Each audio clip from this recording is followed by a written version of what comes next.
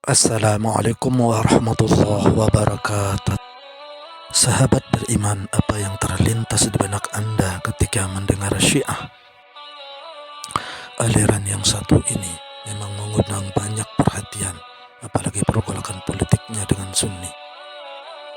Berbeda dengan Sunni, aliran Syiah ternyata memiliki ritual-ritual yang mencengangkan. Ketika seseorang ingin menjadi bagian dari kelompok ini,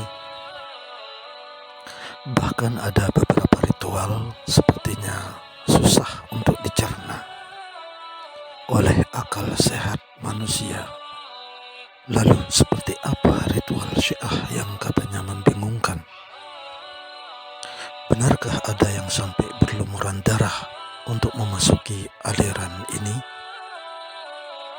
Tonton video ini sampai akhir agar Anda tidak tersesat, agar hasanah keilmuan kita lebih baik sehingga tidak mudah saling sikut dengan yang lainnya. Lebih dulu mengetahui perbedaan antara kedua aliran ini. Kita sebagai warga Indonesia tak mengherankan jika kehadiran Syiah yang beraliran ekstrim, maka harus selalu kita waspadai. Aliran Syiah dan Sunni adalah dua aliran yang besar dalam Islam yang lahir setelah Rasulullah SAW wafat pada tahun 632 Masehi. Aliran Islam Sunni berpendapat bahwa penerus Nabi bisa melalui kesepakatan asal mereka mengikuti sunnah Nabi. Sedangkan Islam Syiah berkeyakinan bahwa keturunan Rasulullah yang pantas menjadi khalifah. Perbedaan pendapat antara kedua aliran terbesar dalam Islam ini semakin meluas setelah terbunuhnya cucu Rasulullah SAW dalam pertempuran Karbala pada tahun 680 Masehi. Sejak itu, Sunni dan Syiah resmi mengalami perpecahan, kian terus bersengketa. Konflik yang berujung pada peperangan di antara keduanya masih berlangsung sampai sekarang. Perbedaan pandangan tentang ajaran Islam di antara keduanya sering disebut sebagai sumber konflik. Sekitar 10% dari umat muslim dunia ini adalah penganut Islam Syiah. Meski pecah, Islam Sunni dan Syiah masih sepakat beberapa aspek tentang ajaran Islam. Misalnya, keduanya sepakat hanya ada satu Allah dan Muhammad adalah Nabi yang terakhir. Dan Al-Quran adalah kitab suci umat Islam. Bahkan dalam sejarah, umat Islam, Sunni dan Syiah pernah hidup berdampingan dalam damai. Konsep tauhid Islam Sunni dan Syiah memiliki titik perbedaan yang sangat khas. Dalam keyakinan Syiah, tauhid yang murni adalah imamah. Syiah menganggap Sayyidina Ali dan para pemimpin keturunan Nabi adalah imam, yakni ajaran Allah yang tidak mungkin ada kesalahan. Itulah sebabnya keimanan seseorang dianggap tidak sah meski ditopang dengan keimanan beriman kepada Allah dan Rasulnya jika dia tidak memiliki keimanan tentang imamah Syiah. Berbeda dengan Islam Sunni yang menganggap khalifah atau imam setara dengan kepala negara yang bisa dipilih melalui majelis, sehingga tidak terkait dengan ajaran tauhid. Islam Sunni justru menganggap keimanan tauhid orang bisa rusak apabila memuliakan mengagungkan manusia biasa melampaui derajat daripada Nabi Muhammad SAW. Inilah yang menyebabkan Islam Sunni kerap menganggap bahwa Syiah keluar daripada Islam karena keyakinannya telah melenceng dan menyesatkan. Kelompok Syiah memiliki ciri-ciri yang unik yang berbeda dengan pemeluk agama lainnya sehingga mudah untuk mengenali mereka. Namun sebelum kita memberikan label bahaya kepada mereka, perlu kita ketahui tentang macam-macam Syiah dan kelompok mana saja yang perlu diberikan lampu merah. Dulu Syiah Golat memang sangat diwaspadai, tapi saat ini kelompok mereka telah punah dan merekalah yang menuhankan Sayyidina Ali. Kemudian ada Syiah Ismailiyah dan Syiah Az-Zaidiyah Mereka menganggap bahwa kedudukan Sayyidina Ali lebih mulia daripada sahabat lainnya. Dan yang terakhir adalah Syiah Itsna Asyariyah yang dikenal dengan Syiah Imamiyah atau Syiah Itsna yang minoritas saat itu. Meskipun sekte ini selalu merasa terkurung dalam ruang diskriminasi, nyatanya Syiah ini masih eksis dalam ragam ciri mereka. Syiah memiliki karakteristik yang selalu mengenakan songkok hitam dengan bentuk tertentu, namun tidak seperti songkok pada umumnya yang dipakai oleh masyarakat Indonesia. Songkok mereka seperti songkok orang Arab, hanya saja berwarna hitam. Mereka juga tidak salat Jumat, meskipun salat Jumat bersama jamaah. Namun mereka langsung berdiri setelah imam mengucapkan salam. Orang-orang akan mengira bahwa mereka sedang mengerjakan salat sunat, padahal hanya menyempurnakan salat zuhur 4 rakaat.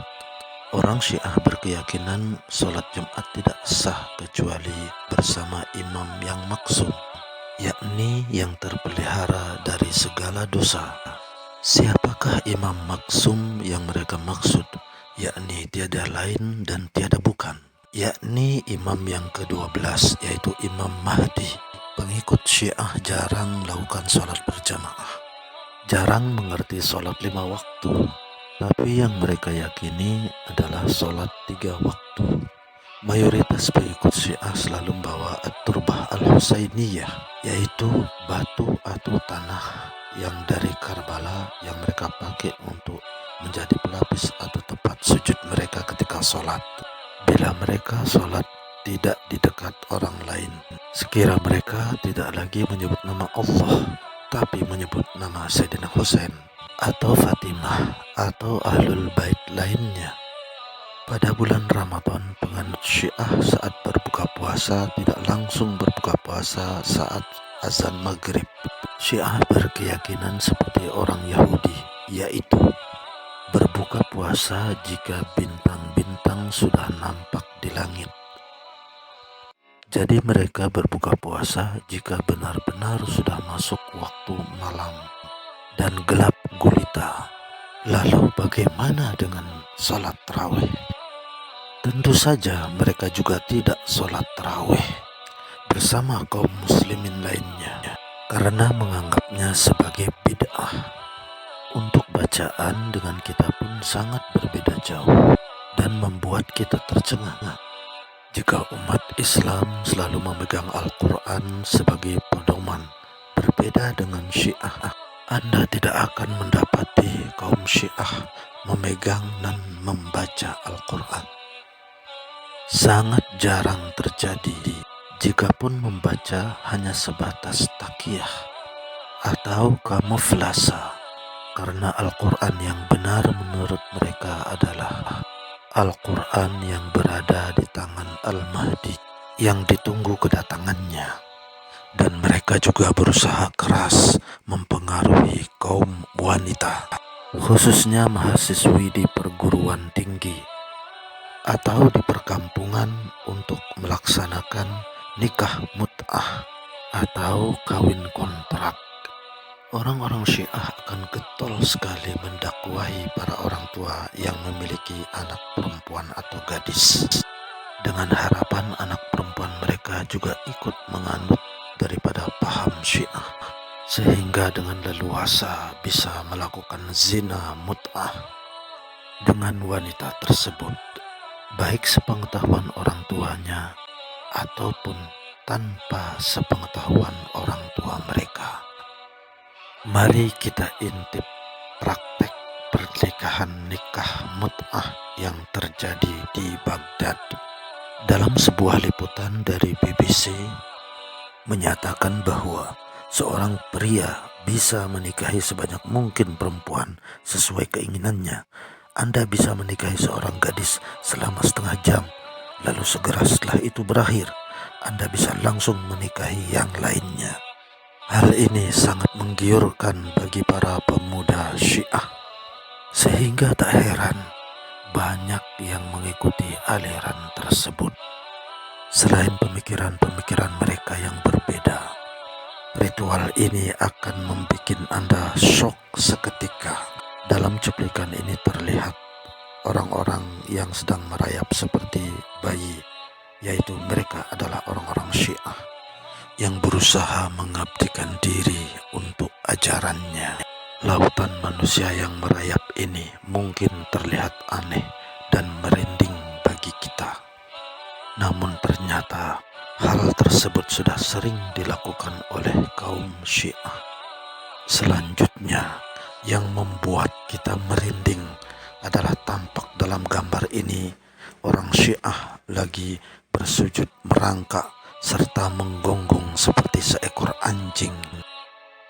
Bagaimanapun ritual mereka tentu tidak akan seru tanpa adanya ritual mandi lumpur seperti yang tampak di gambar ini secara berjamaah. Bukan tanah biasa, tapi itu adalah tanah Karbala yang dianggap lebih suci dan lebih mulia daripada tanah Haramain, Makkah dan Madinah. Bagaimana dengan hari Ashura? Umat Muslim Syiah berkumpul di Islamabad memperingati kematian Imam Hussein pada abad ke-7 yang merupakan cucu Rasulullah Sallallahu Alaihi Wasallam. Setiap tahunnya perayaan ini diikuti dengan aksi melukai diri sendiri. Hal ini dianggap sebagai tindakan yang mulia bagi mereka. Saat ini tak semua pemeluk Syiah melakukan ritual praktek tadi. Bahkan tak ada satu negara pun yang memfatwakan kesesatan daripada ritual Syiah tersebut. Sebab kelompok apapun itu namanya Syiah ataupun Sunni, jika melakukan ritual yang ekstrim, perlu kita harus waspadai. Sahabat beriman, pernahkah kalian menjumpai Syiah sebelumnya? Dan bagaimanakah pendapat kalian tentang ritual-ritual ekstrim seperti yang kita saksikan tadi? Wallahu a'lam bissawab. Wassalamualaikum warahmatullahi wabarakatuh.